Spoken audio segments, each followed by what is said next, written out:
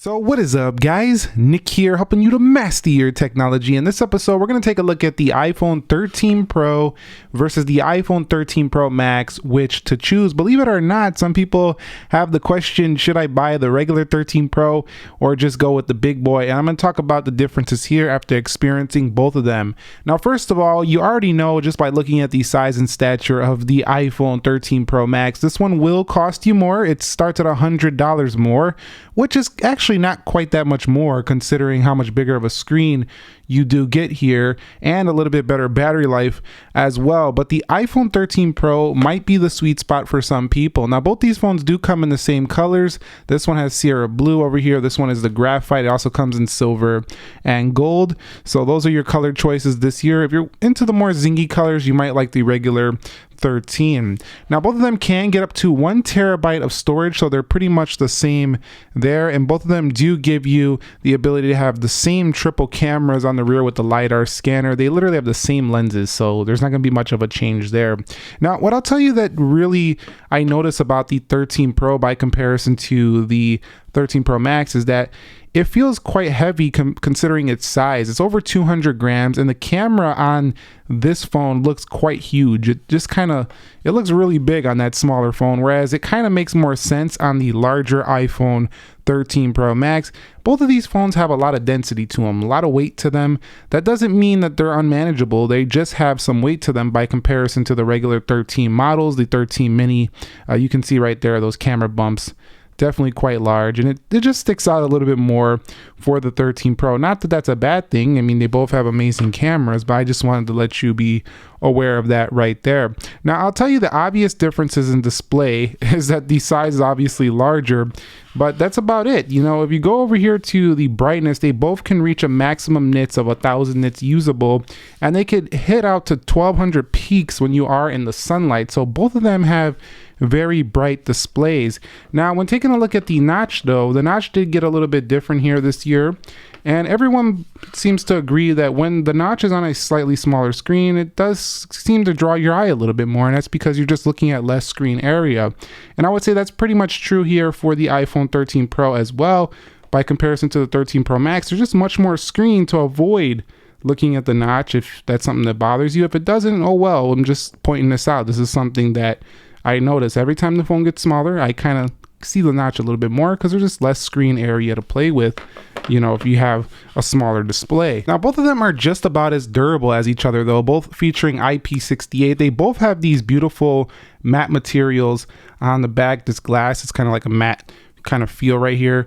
I don't like on either one of the Pros though how up in here this area just gets so smudgy by the camera because they went with like a glass and a shiny stainless steel. So just try not to touch this area as much as possible. It's really evident here on the 13 Pro Max right here as well because of the darker color. I think I cleaned it before the video, but usually it'll get really smudgy in here and just really gross if you do touch it over there. So keep in mind that with the Pro models, that goes for both of them, that those camera areas can get a little bit dirty.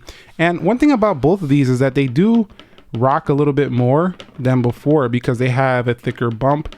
If you use your phone on the table, you'll probably notice they just rock a little bit more than before.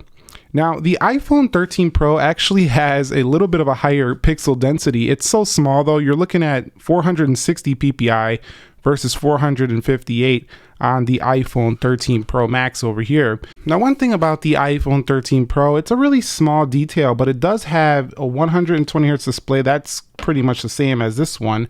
It has a little bit sharper text. It's so small. It's 460 ppi versus 458 ppi over here. You'll never really notice it, but it is slightly sharper than the iPhone 13 Pro Max. However, it doesn't have as much screen to body ratio. The iPhone 13 Pro actually has an 86% screen to body ratio. That means that there's a little bit more bezel area, and that's probably because the notch is on this smaller display, but this one hits 87.4. So technically speaking, the iPhone 13 Pro Max is closer to the all screen that we're dreaming about than the 13 Pro, although this one is quite close as well. There are many phones that are much closer. Both of them do have the same 19:9 aspect ratio, and that actually makes them pretty wide by comparison to a lot of competing Android devices on the market today. They have more of a wide feel, and that's something, speaking of width, that I want to talk about here. With the 13 Pro, reaching your fingers across this display does not feel quite as wide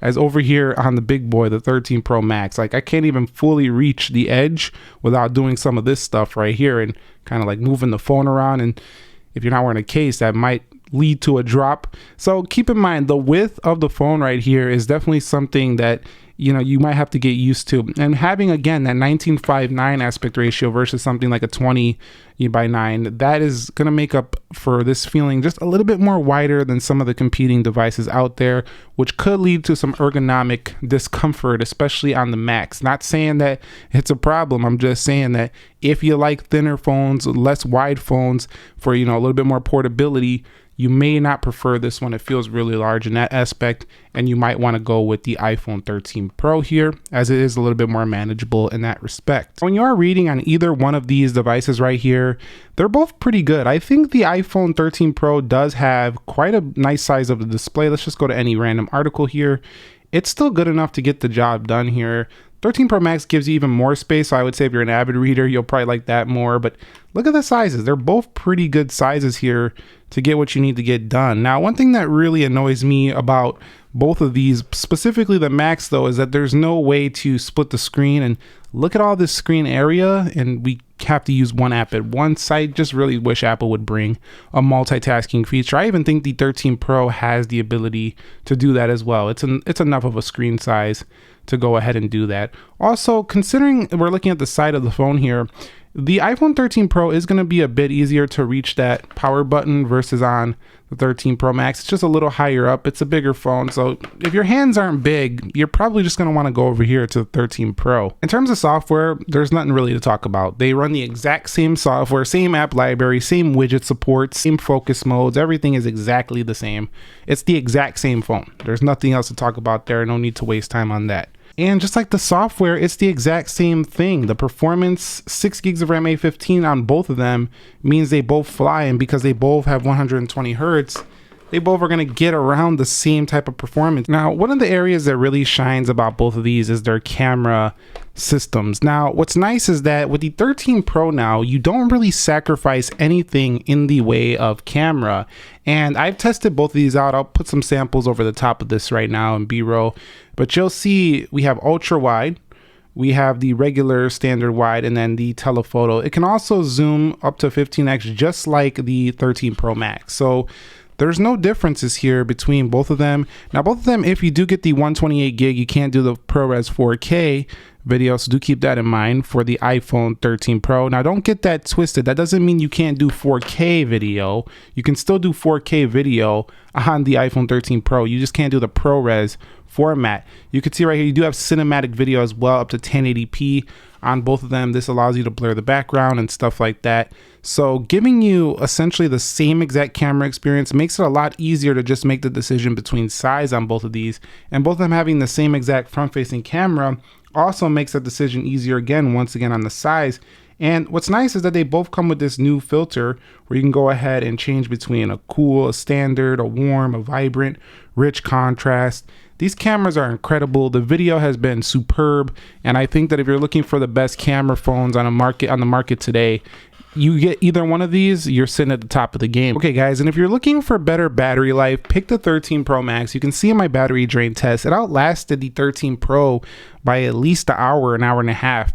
And that was under heavy stressing. This phone is the king right here in battery life. But don't get me wrong, if you want really good battery life, the 13 Pro is not going to let you down either. For phones that it competes with in this size range, it beats out most of those too. So this is still a very good overall device right here in the size and the battery you get here. However, you have like over 1,000 more milliamp hours here for the 13 Pro Max, and while it is pushing a larger display, it's still a larger battery, and it really showcases a little bit better battery life. That really does make a little bit of a difference. So if you're wondering why should I pay $100 more for the Max, well, that's going to be the reason, is your battery life right there. So definitely that's a major jump. Both of them don't charge very fast, up to 27 watts. So that's the max you can get with a proper charger. There's Android phones that could do 60, so this is definitely not the fastest charging, but it still works okay. And you know, it's not like 5 watts like before, so it's pretty good still. You'll notice here at the bottom of these devices, look at the 13 Pro and now look at the 13 Pro Max. You'll see that there's one extra hole on both sides. It's a slight